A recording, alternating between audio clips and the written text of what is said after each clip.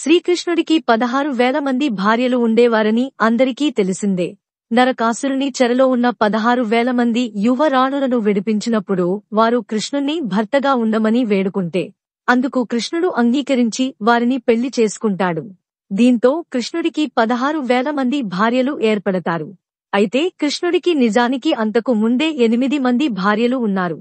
వారిని కృష్ణుడి అష్టభార్యలు అని కూడా పిలుస్తారు. వారి వివరాలు ఇప్పుడు తెలుసుకుందాం.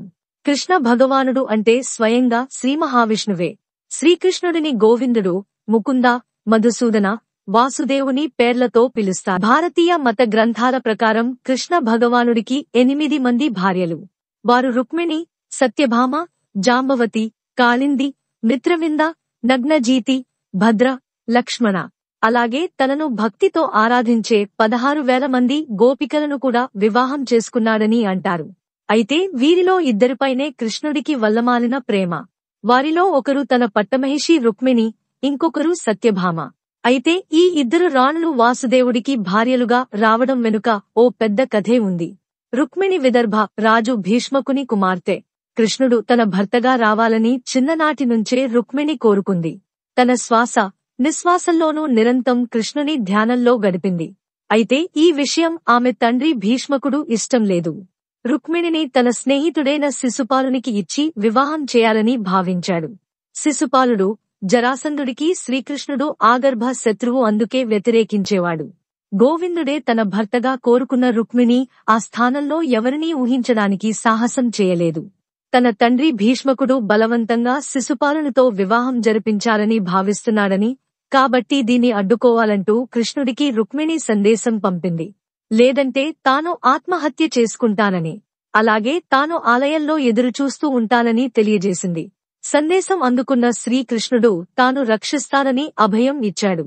మందిరంలో కృష్ణుడి రాక కోసం రుక్మిణి ఎదురుచూస్తూ పార్వతిని ప్రార్థిస్తూ గడిపింది. కృష్ణుడు తన సోదరుడు బలరాముడితో కలిసి విదర్భ చేరుకుని రుక్మిణిని అక్కడ నుంచి ద్వారకకు తీసుకొచ్చి వివాహం చేసుకున్నాడు. రుక్మిణి సాక్షాత్తు శ్రీ మహాలక్ష్మి అవతారం.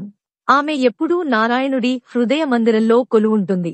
అందుకే రుక్మిణి అంటే ఆయనకు వల్లమాలిని అభిమానం. భూలోకంలో శ్రీహరి అవతరించిన ప్రతి సందర్భంలోనూ లక్ష్మీదేవి అనుసరిస్తూ ఉండేది. ఇంకా సత్యభామ, ద్వారకా కోశాధికారి సత్రాజిత్తు కుమార్తె సత్యభామ. సత్రాజిత్తు సూర్యుని ఆరాధించి రోజుకు 1000 బారువుల బంగారాన్నిచ్చే సమంతకమణిని వరంగా పొందాడు. సమంతకమణిని ఒకసారి తనకు ఇవ్వమని కృష్ణుడు అడుగుతాడు. అందుకు సత్రాజిత్తు నిరాకరిస్తాడు. అతని సోదరుడు ప్రసేనుడు దీన్ని ధరించి వేటకు వెళతాడు. అడవిలో వేటకు వెళ్లిన ప్రసేనుడిని ఓ సింహం దాడి చేసి హతమార్చుతుంది.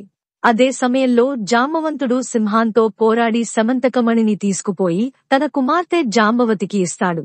కృష్ణుడే తన సోదరుడిని సంహరించి ఆ మణిని తీసుకుపోయాడని సత్రాజిత్తు ఆరోపిస్తాడు. తనపై వచ్చిన నిందను తొలగించుకోడానికి కృష్ణుడు ఆ మణిని వెదుకుతూ అడవికి బయలుదేరుతాడు. జాంబవంతుడు దగ్గర ఉన్నట్లు గుర్తించి అతడు ఉండే గుహకు వెళతాడు. అక్కడ జాంబవంతుడితో 28 రోజులు భీకర యుద్ధం చేస్తాడు. తనతో యుద్ధం చేస్తున్నది శ్రీమన్నారాయణుడిగా గుర్తించిన జాంబవంతుడు మణితో పాటు తన కుమార్తె జాంబవతిని ఇచ్చి వివాహం జరిపించాడు.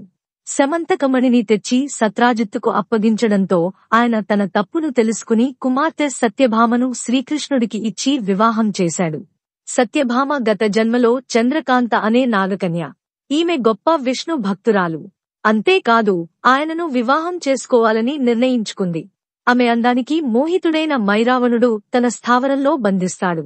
త్రేతాయుగంలో రాముడిగా అవతరించిన శ్రీహరి మహిరావణుడి రాజ్యంలో బందీగా ఉన్న ఆమెను కలుసుకుంటాడు.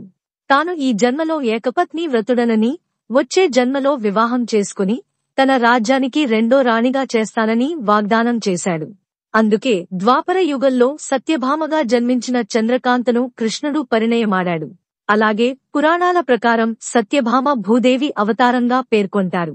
లక్ష్మి, భూదేవి అంశంతో జన్మించిన రుక్మిణి, సత్యభామలంటే గోవర్ధన గిరిధారికి అందుకే అంత ఇష్టం. నరకాసుర సంహారంలోనూ సత్యభామ పాత్ర కీలకం. జాంబవతి శ్రీకృష్ణుడిపై సమంతకమణి దొంగిలించాడనే నిందపడుతుంది. దాన్ని ఆయన తీయకపోయినా సత్రాజిత్తు కృష్ణుడే దొంగిలించాడని అపవాదు వేస్తాడు. దీంతో మణి కోసం కృష్ణుడు వెదుకుతుండగా అది జాంబవంతుడి వద్ద ఉందని తెలుస్తుంది. దీంతో కృష్ణుడు జాంబవంతుడు ఉన్న గుహకు వెళ్లి అతనితో 28 రోజుల పాటు యుద్ధం చేసి అందులో గెలుస్తాడు. ఈ క్రమంలో జాంబవంతుడు తన వద్ద ఉన్న ఆ మణితో పాటు తన కూతురు జాంబవతిని ఇచ్చి కృష్ణుడికి వివాహం జరిపిస్తాడు. 4. కాళింది. సూర్యుని కుమార్తె కాళింది విష్ణువుకు భార్య అవ్వాలని ఘోరమైన తపస్సు చేయగా ఆమె తపస్సుకు మెచ్చి విష్ణువు వరం ప్రసాదిస్తాడు. దీంతో ఆమె కృష్ణావతారంలో మరో జన్మ ఎత్తి ఆయన్ను వివాహం చేసుకుంటుంది. 5. మిత్రవింద. అవంతిపుర రాజ్యానికి చెందిన రాజు సోదరి మిత్రవిందను కృష్ణుడు వివాహం చేసుకుని తన 5వ భార్యగా స్వీకరిస్తాడు. 6. నాగ్నజితి. కోసల రాజ్య యువరాణి ఈమె కూడా కృష్ణుడికి భార్య అవుతుంది. 7. భద్ర. కేకేయ రాజ్యానికి చెందిన దృష్టకేతు అనే రాజు కుమార్తె భద్ర. ఆమెను శ్రీకృష్ణుడి 7వ భార్య అని కొన్ని పురాణాలు చెబుతాయి.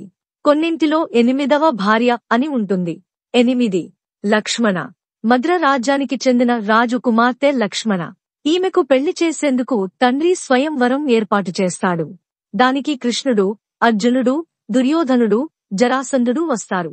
అయితే అర్జునుడు విల్లుతో లక్ష్యాన్ని ఛేదించడంలో కావాలనే విఫలమవుతాడు. ఇక దుర్యోధనుడు, జరాసంధుడు కూడా ఆ పరీక్షలో విఫలమవుతారు. కాని కృష్ణుడు బాణాన్ని సంధించి లక్ష్యాన్ని ఛేదిస్తాడు. దీంతో ఆయన స్వయంవరంలో లక్ష్మణను వివాహం చేసుకుంటాడు.